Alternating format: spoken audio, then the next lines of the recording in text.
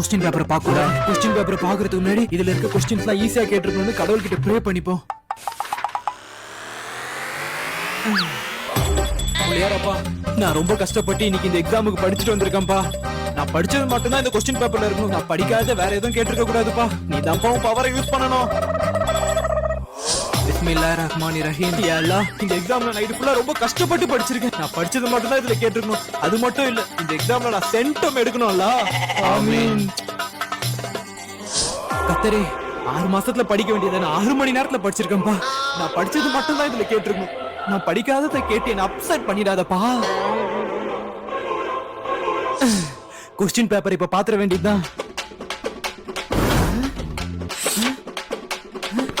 Sir, என்னடா நீங்க எனக்கு கொஸ்டின் பேப்பரை மாத்தி கொடுத்துட்டீங்க சார்.